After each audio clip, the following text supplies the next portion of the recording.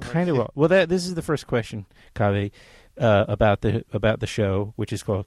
It's called Getting Stoned with Caveh. Kind of getting stoned, or not getting stoned, as the case may be, though. Right. There's two shows. There's Getting Stoned and there's Not Getting Stoned. So, are you saying? How many have you shot already? 2. Okay. So what? There's only two options.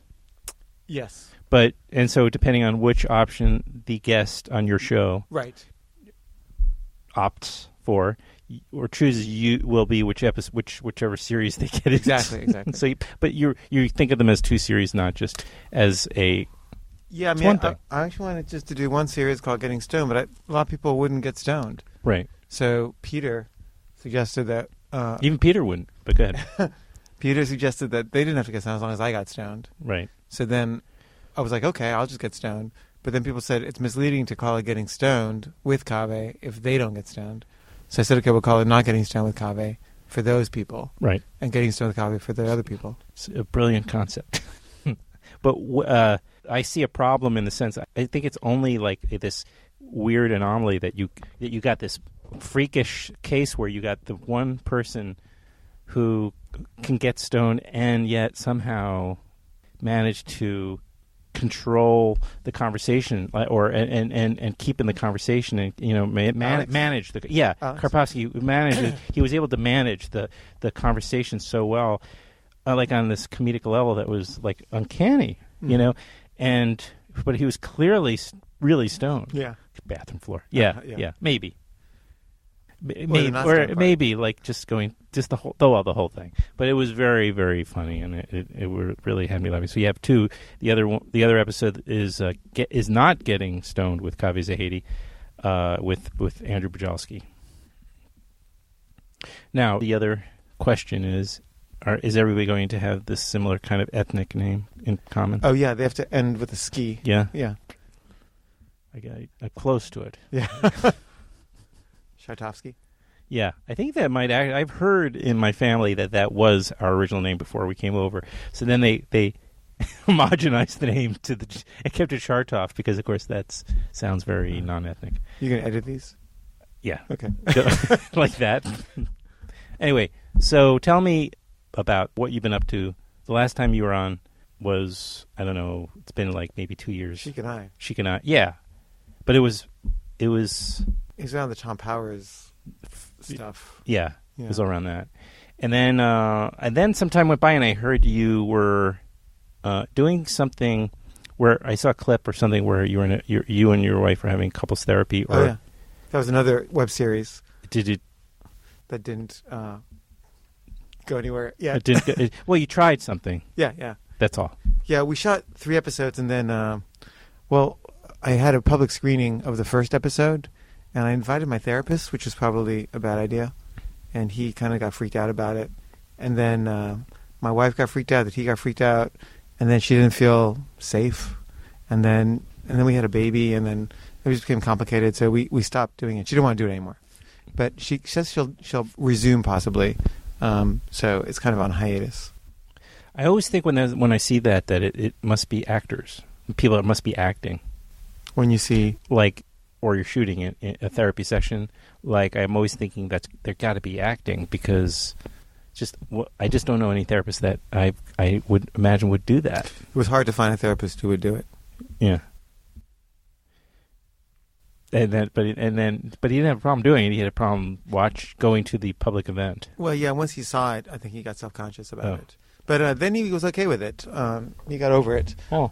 So it's just complicated to manage everybody's issues and have a real therapy session. And then since then, have you been more or less just teaching and then... No, I've been mostly working on this film about Joseph Cornell, the artist. Yeah, okay. Yeah. Oh, I didn't... Okay, great. And so where is that at? Well, I co-wrote a script with a friend of mine, and then we've been trying to get a name actor attached to play Joseph Cornell for about a year. John Malkovich had it for 3 months and never read it. John Hawkes had it for 3 months and never read it. Mm-hmm, mm-hmm. Jim Carrey read it and passed. Jim Carrey. Yeah, Okay. I didn't really want him, but William Morris got involved. Charlie Kaufman liked the scripts. Oh, great! And he was very sweet, and he got William Morris involved in casting it, Mm-hmm.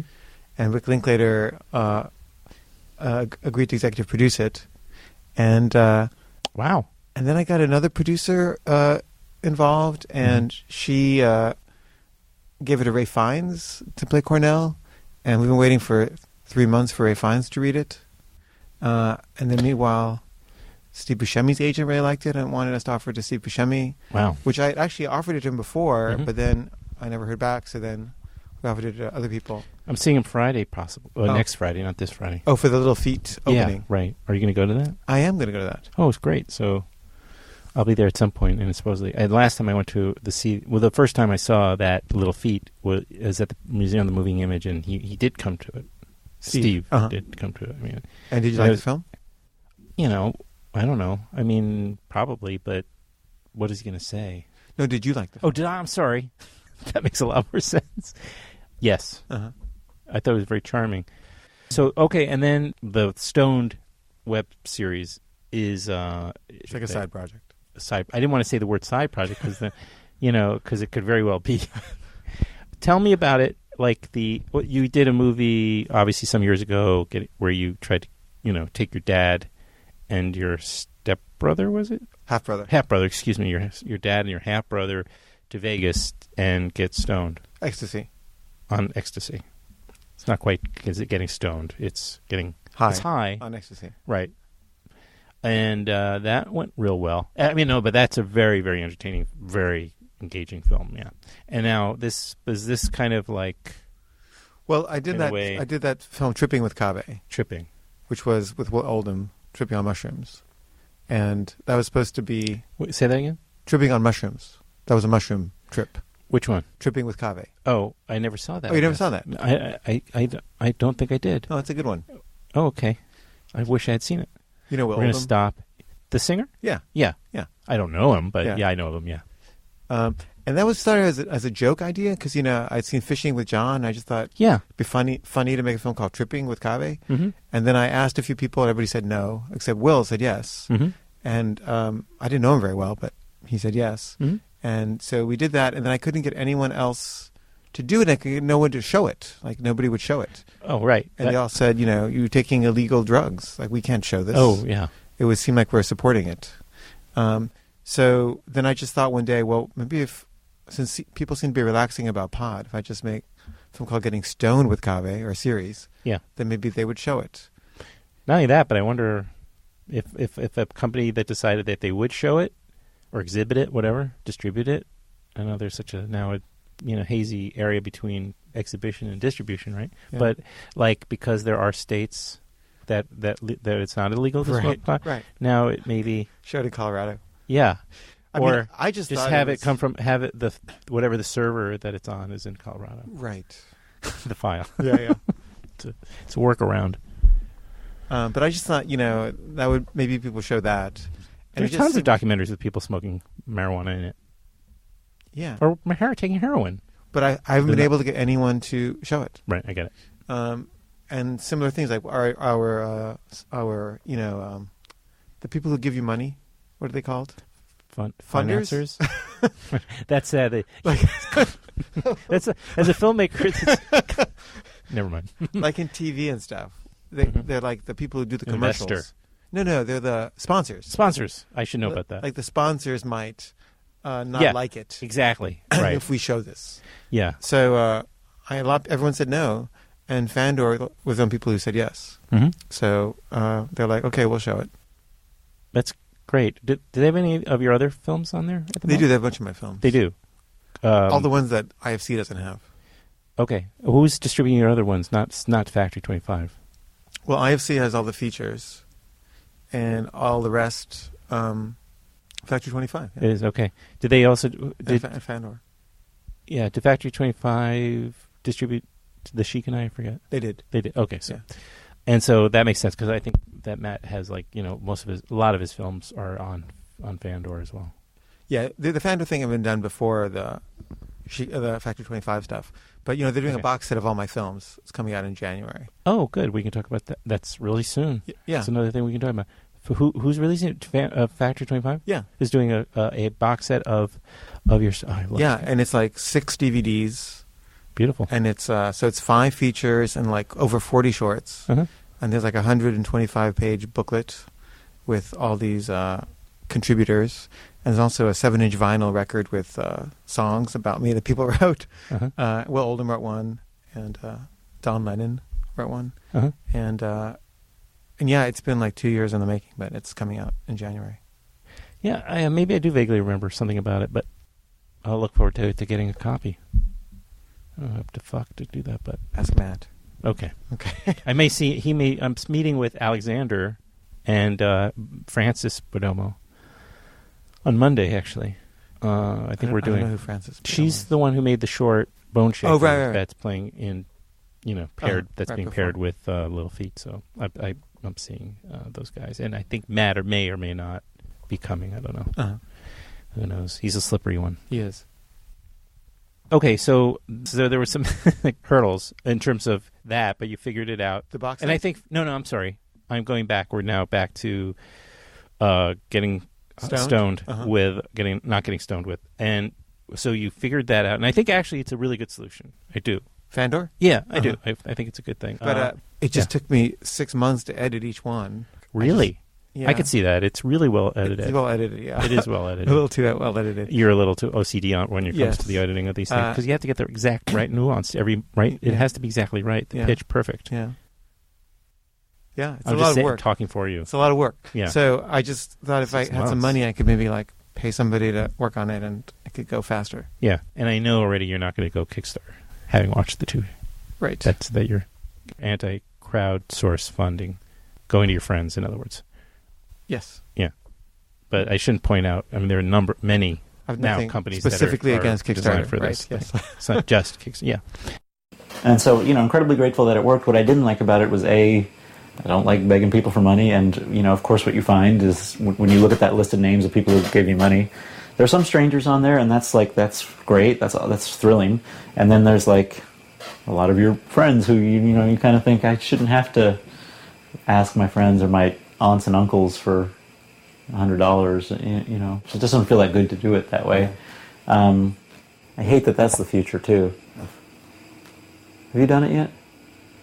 You have to do it. Everybody does it. I don't want to. Yeah, it's terrible. I think you would have fun with the campaign. I mean, I could imagine you doing something fun with it. Oh, it seems so... Make a funny video. You're good at those. I wouldn't want to do that. I think I feel strongly about that. You're not going to do it. I don't think so. Hard line. I mean, I can't swear about what I'll do in the future, but I really feel strongly about it. I hate it. Because you hate going to people who shouldn't be your funders and saying, give me your money, and in return I'll give you I just feel like the pleasure of having funded me. It's like capitalism has commodified every single part of life except your relationships. I mean, it has a little bit, but right. But friendship is supposed to be that's what a friend is almost defined as. It's the thing, the bond that capitalism has not reached yet. Right. And for Kickstarter, it's eroding that bond, and it's like making it all commodity. It's just moving us really strongly forward into complete commodification of all human relationships.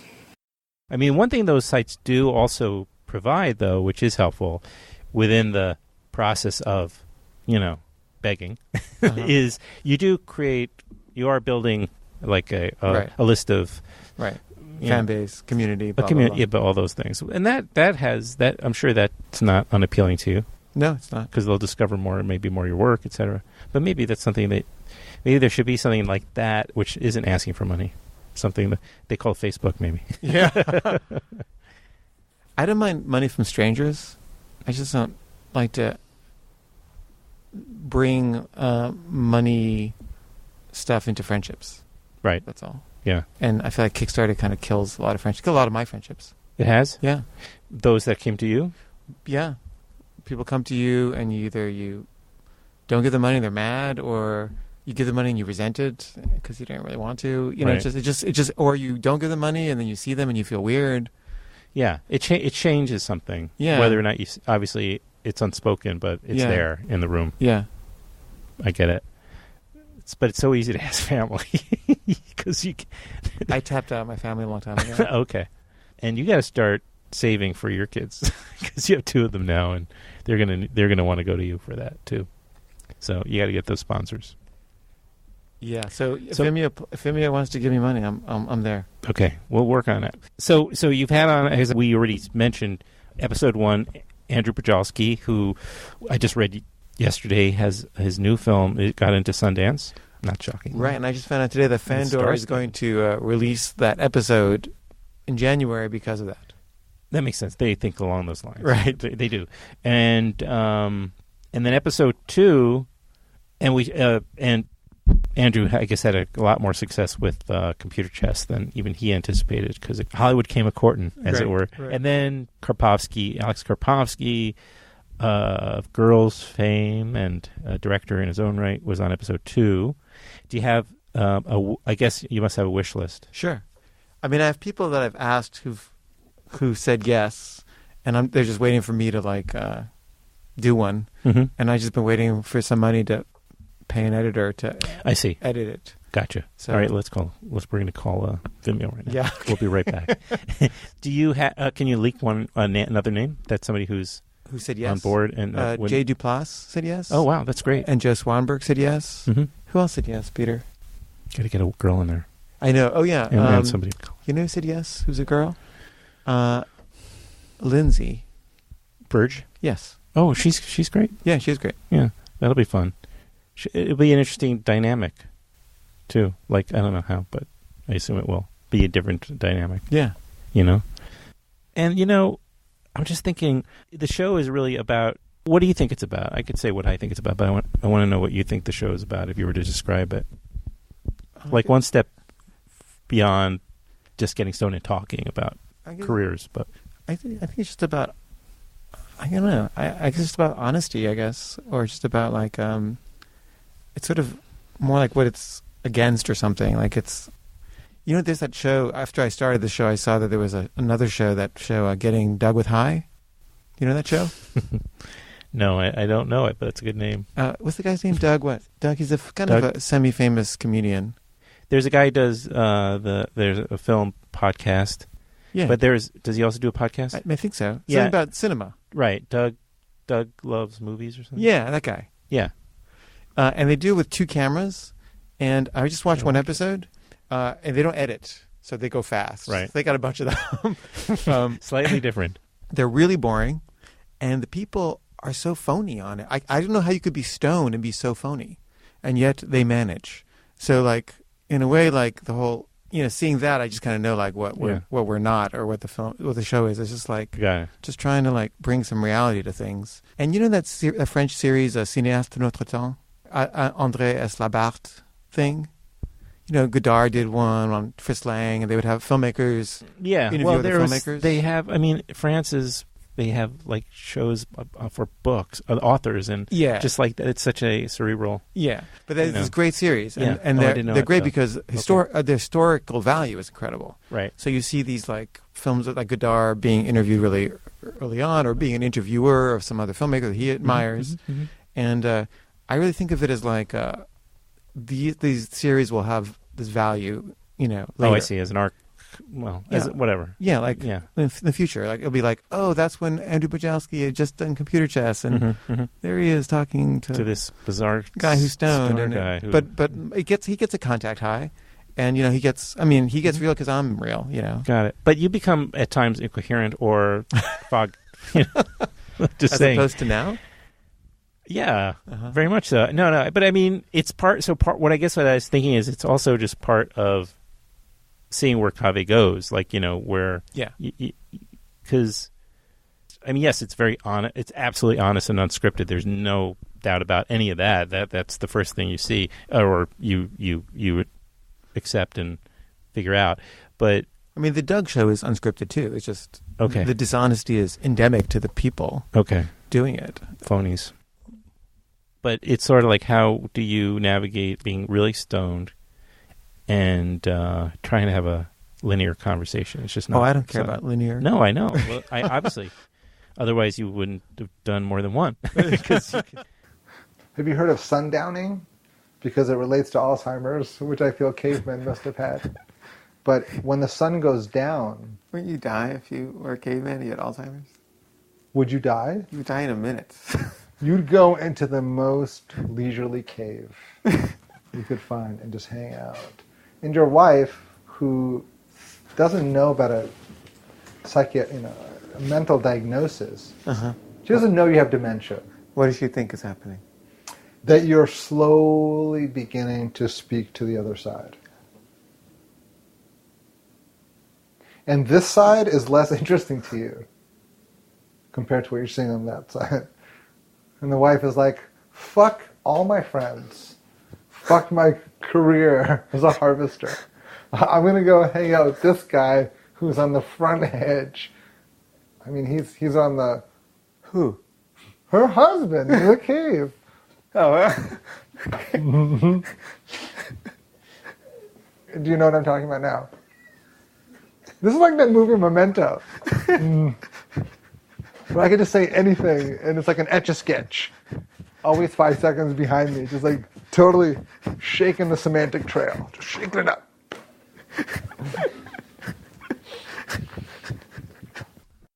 With Podolski, who didn't, okay, he may have gotten something of a little bit of a contact high, but he wasn't really stoned. No, I don't want to give away. I don't want to try to suggest it's not a thoroughly entertaining episode because he's one of the people that didn't smoke, but that is inherent in the name of that episode, not getting stoned. right. So it's not like I'm giving away, but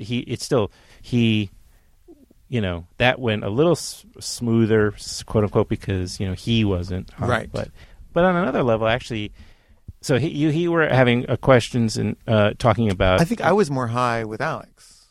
Oh, you probably Because I was more coherent with Andrew than I was with Alex. Right. So, do you think you get more high because the other person's smoking, and that kind of fuels it, or you just something went off and you remembered?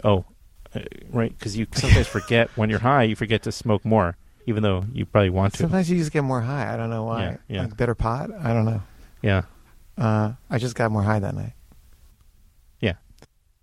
So it's a very interesting dynamic that occurs in that episode because he's With Andrew? actually with Alex because you are he. I don't know. It's hard to describe exactly what he's doing, but he's able to, on some level, tries to keep things on track, not to keep you on track, but keep the conversation in a context. I guess. Do you know what I mean? Yeah, I mean, he has an agenda in that I don't have. Yeah, right. So he keeps trying to get back to what he thinks the agenda is. Yeah. Which is not it for me, but whatever he wants it to be is fine. Right. Yeah. And then, but where your honesty comes in sometimes is you'll have this all of a sudden a moment of complete unself-conscious vulnerability. Right. I think that's what's key about this show. Yeah.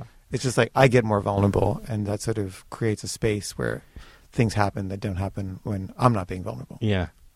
And I won't go into too much because I think also people should discover those moments. But I will say that there was, let's say, with the Podolski about his burgeoning fame, I guess, and about what that's like. Because he said, "Oh yeah, I've been in Hollywood meetings, and they've been courting and whatever."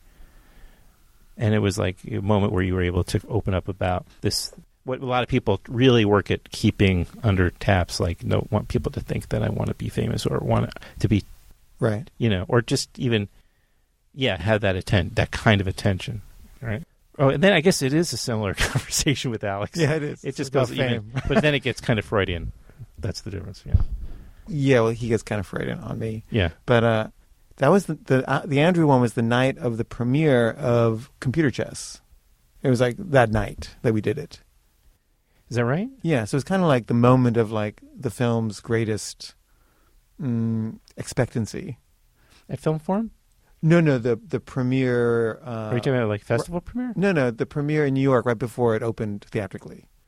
It was at in Tribeca. Oh, I see. Okay, I don't know. It was like a big premiere. Oh, okay. And that night we went back to my place and we did it. Oh, wow.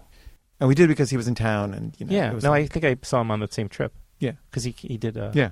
But mine was very good. He was really great. He's a great interview. Very eloquent. Yeah, but just very available, Yeah. which is great. And so is Alex. He invited me over last Christmas Eve. I think we got together because I was just blocks away from him at the house sitting, subletting, whatever. And nearby, and we actually got together twice because he had to run off to see Her, that movie Her. Oh yeah, that was a good one. Yeah, he loved it the first time, and then he said, I gotta go, and I'm like, oh, I thought we were going to sit longer, and I go, oh, we'll do it again, you know. And then I saw him again on Christmas Eve, and we sat for the second part, and then I said, well, how was Her the second time? Not so great. Like, I think it's that sometimes you have a very different experience. That's, you know. When did you shoot the Karpovsky? I shot it the next day or something, or like a week later. What was it? It was like very soon afterwards. 2 weeks later? Really? That long? Well, it's a while ago. Yeah. Why would you remember? It's got to be at least 6 months ago. It was a year ago. A year ago. Right? Over a year. Really? It was like the summer. Right after Computer Chess came out. That was like, yeah, I couldn't remember. Whenever that was.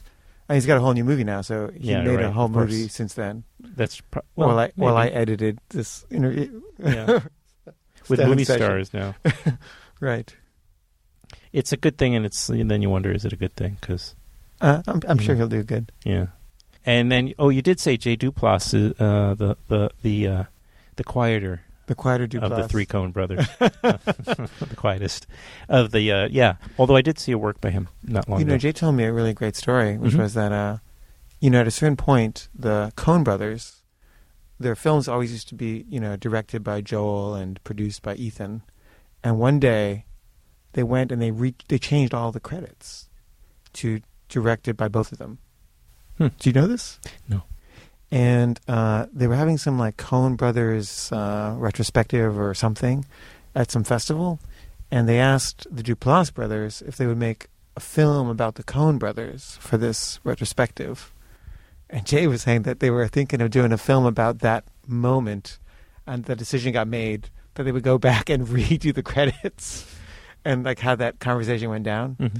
And then they were like, nah, we're not going to. But I thought that was so funny. I saw Jay did a documentary about 2 years ago. Oh, about the musician? Yeah. Mm-hmm. That's the last thing I see that he did, sort of independent of Mark? The Duplass brothers type of thing. And then, And then they showed that Decalathon, whatever. Well, but then he's acting in... I can't remember. Well, he did a HBO show that's... Jay did? Yeah. Did independent of Mark? I think so. I mean, maybe they put both their names on it, but it was mostly Jay's thing. What's that? Do you remember? I forget what it's called. Mm-hmm. I think it's coming out soon. Oh, it hasn't come out yet. There is something coming out. Yeah. And then also he's acting in Transparent. Oh, okay. I haven't seen that show. The Jill Soloway show. Okay. That Amazon did. Oh, right. Okay. Do you sound so like plugged into? Well, you know what I mean? Like on a certain level, like so many years you were making very small, very highly personal, almost like underground films. Yeah. Like they were so. I wasn't trying to be underground. I just couldn't get above the ground. Right. Well, yeah, but you could have made more conventional stories. I mean, your stories were not. If you're intentionally trying to get above ground doing what you were doing, you weren't going to get there because... I must have been stoned, yeah. Were you stoned during a lot of this? I like to get stoned. Uh-huh. But no, obviously I have a certain aesthetic and some notion of integrity that I try to uphold. Right. But that doesn't mean you couldn't do a... But I'm always trying to make a film that will... Connect. Yeah. And like the Cornell film I'm doing now, I'm trying to make a big movie with name actors, and I've been trying to do that for years. Would be easier if let's say another like one of your independent films and it just took off, because then you'd have something to spring, they'd probably be like Getting Stoned with Caveh. Maybe that is maybe that will. You can't be sure. No, and you are, and I think the timing is good, because I do think that web series have really come a long way, even probably since you started it. The first 2 episodes and up to now, I think that there's more people are definitely making them. Yeah, and when I get together to edit another one by next year, it'll be even better. Yeah. Yeah. It's wow. Yeah. It's a shame you have to wait so long. I know. I wouldn't if I had money. Fandor is giving me very little. Also, Fandor, they have all these like arcane rules. Like they don't do episodic content. Mm-hmm. Do you know this? So you're gonna binge on them, the two. Well, You're gonna put them both up. they're like, I'm sorry, we can't do it because it's episodic. And I'm like, so then we were like, well, how about Keyframe? We do it through Keyframe. They're like, okay, we'll do it through Keyframe. But then it's like in this really weird kind of ghetto. I mean, I don't mean. Can't put that in. It is a ghetto. Keyframe is a ghetto. But it's like it doesn't really belong there because it's like they do these other things that really are nothing like that. Mm-hmm. It really belongs. I don't know. Fandor. What is it? Okay. I mean, Keyframe What does does Keyframe do? It's just a. You mean they do? Oh yeah, like they'll do like a video of picks and things like that. You mean like a critic? They do like a lot of critic stuff. Right, and talking about the films that are on Fandor, right? Yeah, and things like that, right? Yeah. So it's more, it's editorial. Is that the right word? Yeah, for it? it's the propaganda mouthpiece of Fandor. I gotcha. Right. But it's not. I mean, it still is. It's Fandor. It's not like Netflix or something. I mean, it's a small operation. Yeah, it's small, and they're doing the God's work. They're I mean, no, but who else is doing? I mean, there's so few other. There's just very little out there for independent filmmakers like that. Yes, where they're it's an trying. option at least. They have a really bad interface visually. Yeah, they have a lot of improving to do. Yeah, I would agree with that. Yeah, the navigation is really and it's ugly. Like you go there and you're like, ugh, do I want to watch one of these ugly movies? They all look so ugly. Well, you have an aesthetic negative reaction to the interface, and then you don't want to look at the perfectly good films that are made by like even Werner Herzog or right. By the way, this episode is sponsored by I may have to edit a little bit not to. They don't mind. All publicity is good. What's that? They won't mind, will they? I don't know if they'll even listen. They take the episodes, but I don't know that they listen to them. If it's episodic, they won't listen to it. That's true. So if I get this to them in 3 or 4 parts, well, I understand because you are curating it as well as making these. You're also curating something, so you may want people to watch the Podolski because that's how it was intended to be seen first. Is that what you're saying? Yeah, I mean, I wanted to do like one a month, so I see. It would just keep going, perpetually, like a right. show. Right, and then with that, you get to build. As people discover it, you do get to build people some offer momentum. to be on it, and they're like, people who wouldn't be on it agree to be on it, and it becomes a thing. Yes, that's the idea. So basically, Keyframe is allowing it to be aired in some kind of public way. Yeah. Well, I hope that it does find an audience then. And so how are you going to get the word out otherwise? Well, by the time people hear this, there will have been a speaking of the past Union Docs event. The Union Docs event. So there's that. They have 40 seats, I think. No, they got to have more than that. 50? Maybe. It's a tough time. It's a tough time out there, right? It's cold and it's hard, isn't it? Yeah, I'm banking on posterity. What's that? I'm banking on posterity. It's a good idea, but you have a lot of supporters among the community of filmmakers, right? You have a lot of good relationships, and a lot of people will be out there probably. I have a few fans. Yeah, and what does Mandy? What does she make of the series? Oh, she likes it. Mm-hmm. Yeah, she's watched them. She's watched them both. Yeah. Yeah. Took a year to get her to watch them, but she watched them. Yeah. Yeah, no, she gives me feedback on everything. Does she? So there's 2 episodes, and you have some great. There might be between the time you get around to making them. Yeah, Bob Byington agreed to be on it. Oh, of course he did. I wonder what he's like, Stone. Owner wants to do it. Yeah. Oh, he wants to do it. Yeah. He hasn't been asked to do it. I'm sure he wants to do it. I'm waiting for him to hit bigger. Yeah. We'll see with this new one. Yeah. And Dustin DeFay agreed to do it. Mm-hmm. The usual suspects. Josh Safdie said he'd do it, but he won't get stoned. Uh-huh. Well, that would be good because then you have a second person. Right. Dustin is going to get stoned? Yeah, that's all stoned. People who will get stoned. Okay. So it sounds easier to find those that will. No, Ronnie Bronstein said he wouldn't get stoned. Okay. God, a lot of people. I'm blanking on them now. No, I mean, you've named already at least 7 or 8 or 9 people. And it's a little bit clubby, though. It's like the same... Yeah, I mean, it's the people that I have access to. Yeah. Which is basically like the low-budget, independent Brooklyn film scene. Low-budget crowd. Kentucker would probably... I haven't asked him yet. Mm-hmm. I haven't seen any of his films. I'm only doing people whose films you're really familiar with their work and I the like body their of work. Yeah. Right. And yeah. What about do you think? What? Yeah. So you like? I was thinking of anybody from maybe also like someone older too would be kind of interesting. Like to get somebody who's sure. Yeah. Because they would have a very different perspective than like somebody who's like. I guess some of those guys are a little older. I don't know how old. I think Orner is probably got to be pushing 40. Yeah, he's pushing 40.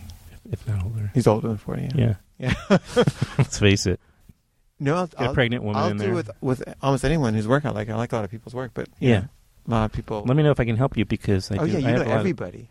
Well, through the show, yeah, and I usually have Derek Cianfrance. He won't get high. He won't. No, I don't.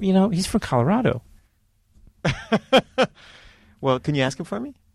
Absolutely. Yeah, he's back. Tell him I'm a big fan of his work, and I would love to get high with him. Oh, sure. We'll see what he says. I'll send him the links to the shows. Okay. I don't know if he, I don't know what his. I hesitate to say we're close, but I've spent a lot of time with his family in the last couple of years, and our 2 kids are in the same class and they're buddies. Yeah. Oh, good. So just like in The Place Beyond the Pines. That's kind of true. Yeah. So I'm sure one of their kids is going to have a birthday party soon. Yeah, he's from Colorado, originally. Anyone else?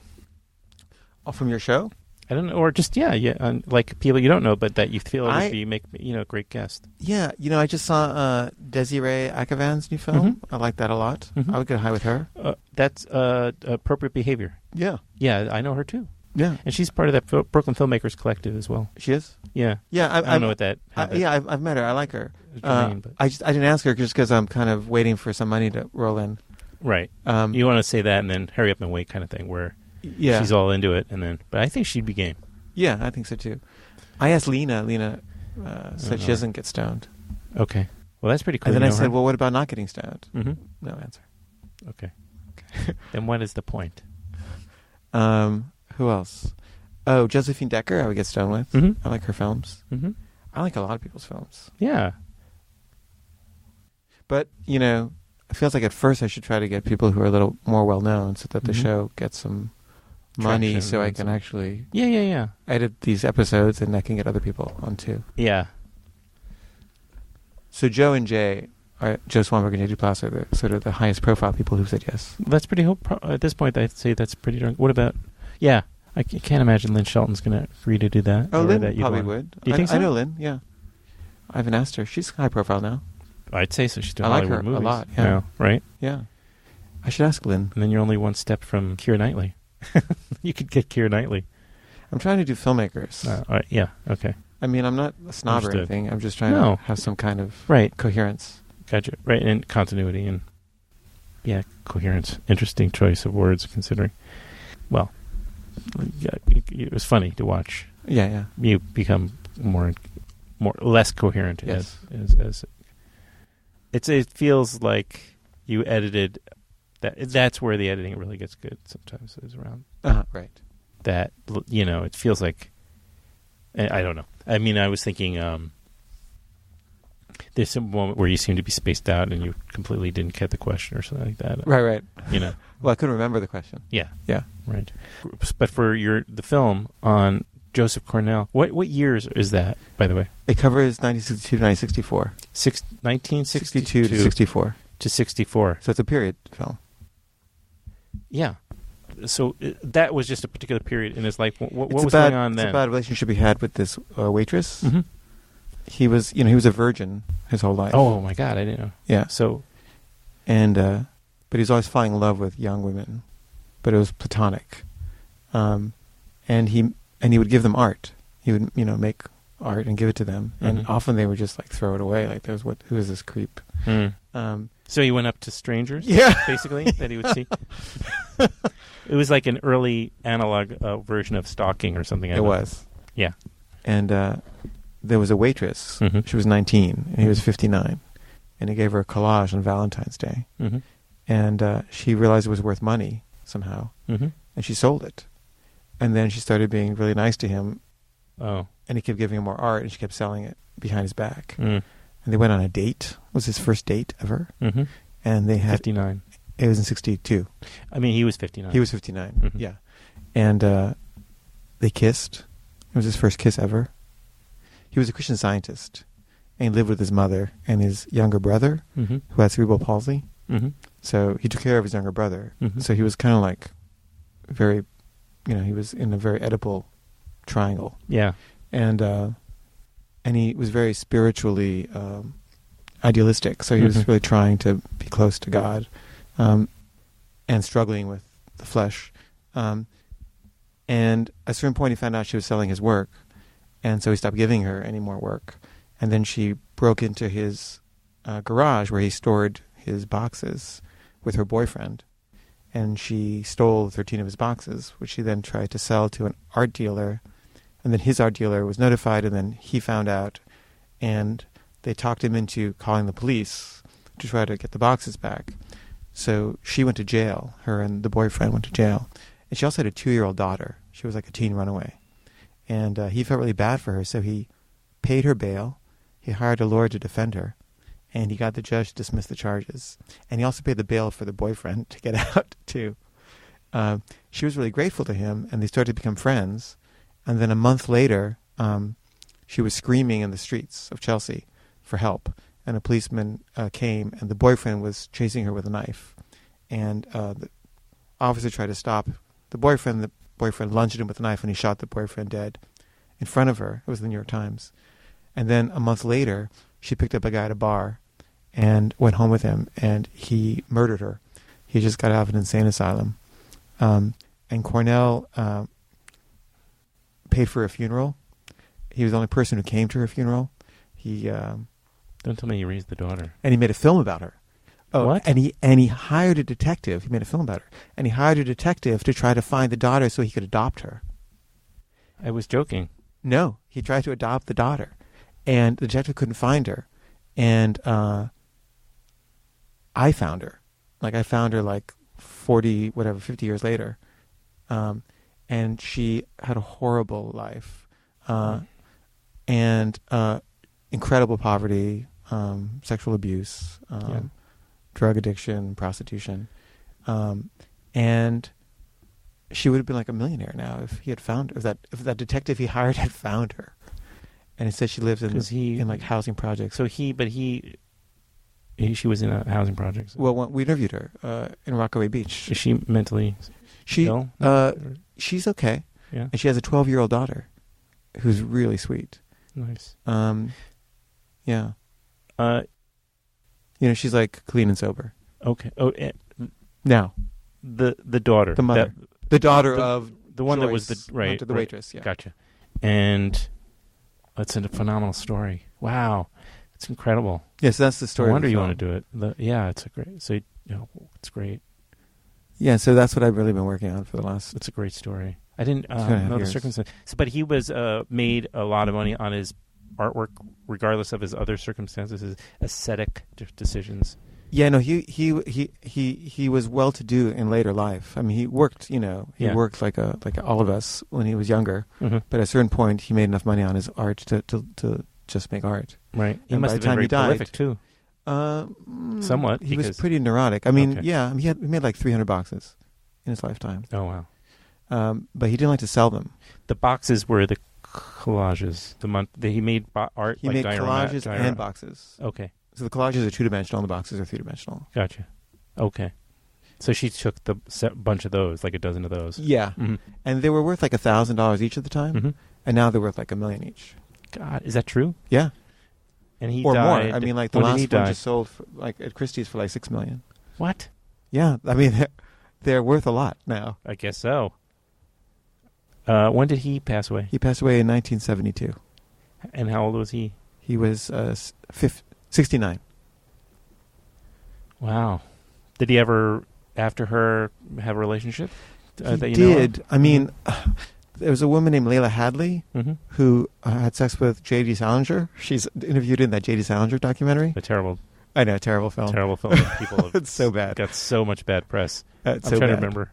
And she also married Henry Luce, the Time Warner guy. Really? Yeah. So she was Got rich. around this one. She got around. Yeah, a lot of great exes there. But they were really good friends, and Uh-huh. she claims in the biography of Cornell that she gave him a blowjob in a bathtub once. Mm. I think it was the Why would she make closest it up? thing he ever got to. Mhm.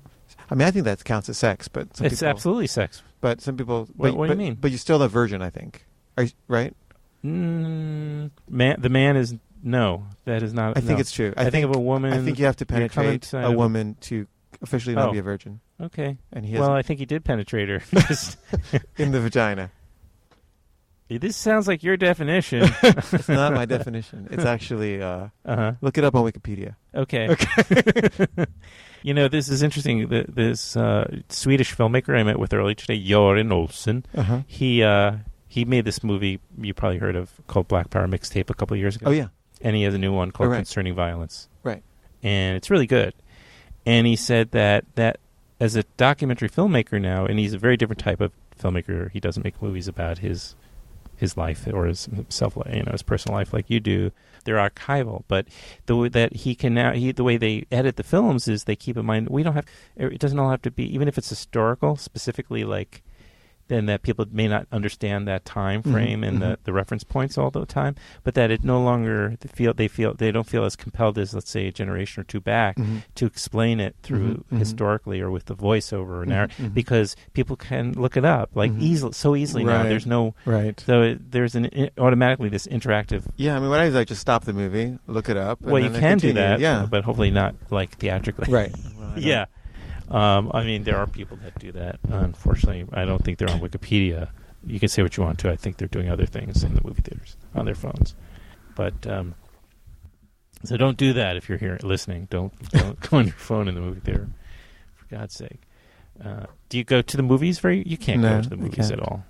I almost never go. I went to the Godard 3D film. Yeah. Wait, What'd you think of that? I liked it a lot. We had to get a babysitter, and in the middle of it, Uh-huh. we got a text that Becca was throwing up. So You had to leave. yeah, So you missed were you there through that the scene where he does this thing where he yeah. diverges? That was early on. The diverging. It was. I can't remember 3D anymore. thing, yeah. Okay, I saw it some time ago. So Yeah. because apparently those moments got like standing ovations in France, like a Cannes or whatever. Yeah. Yeah, I mean they just go nuts. They're Yeah. nuts for That's Godard. crazy, but yeah. Okay. I know. And well, that's a really great. I can't wait. I think this is a great project. Yeah, me too. I actually, Joseph I Conrad. actually think it's going to be the greatest film ever made. Well, I hope you feel that way. I mean, each time you should feel that way, right? I mean, I guess I do think that each time, but this time I really feel it. yeah, but do you not think that The Sheik and I is the best film you made? I do. So But- it's true then. But I don't think. I guess what I'm trying to say is I think that within the canon Uh-huh. of aesthetics that the film world embraces, which is not my films or my Right. canon, Right. I think it will be considered that. Do you ever feel like a bit ambivalent about the fact there are these group of people that well, you have an audience, a following, and however big or small, Small. Yeah. okay, and that they love what you do, All right. like they will watch everything you make, hoping for another version of that on Right. some level. Right. Do you feel trapped sometimes and feel a little resentful the fact that's what they want from you and No. that there's none of that, and so you're No. right. Because if you never make a movie like that again, Yeah, I don't have you're enough. going to get a different I audience. don't have enough of right? an audience that, Well, that all it's right, going that to feel it's like a loss.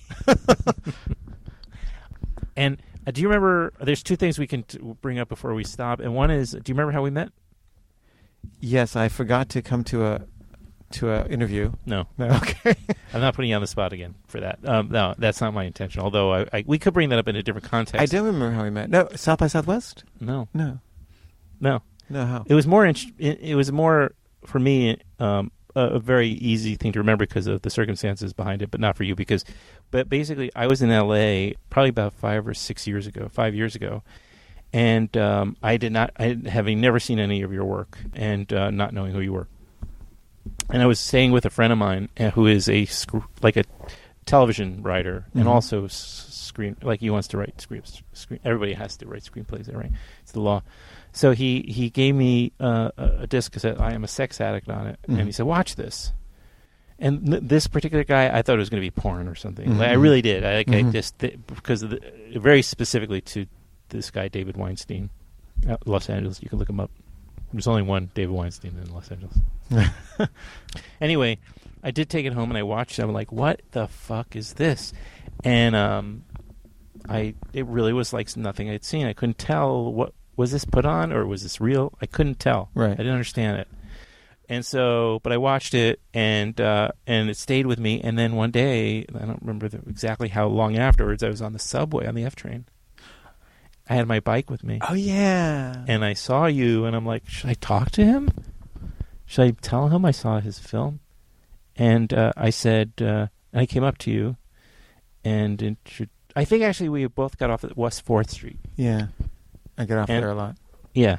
And I had my bike with me. On your shoulder? Yeah. I was carrying it over my shoulder, so you do remember. And I said... And I said, I just confirmed what I already knew, that you made the move. And then I think I said, it may have been the second time I ran into you, but I said at some point, so do you have anything in the pipeline? Like, it seemed like a weird thing to ask, but I was wondering, I realized after, it made it sound like, oh, you've been doing nothing since then. And I didn't really even know when that came out. Like, I didn't know if that had been, for all I know, it was like 10 years earlier, and you had made like 5 or 6 movies, which I think you had, actually. I wish. Well, you went through a prolific period in a sense, like you were making these, very Caveh Zahedi type movies. I mean, after you made a bunch. I just made Sheik and I. That was the last one before. Oh, okay. So you actually, that was a period of a dry spell. Yeah, it was. So you had made all those others earlier. Okay, before that, I should know, like in the bathtub. Yeah. No, all the other films were before. Okay, gotcha.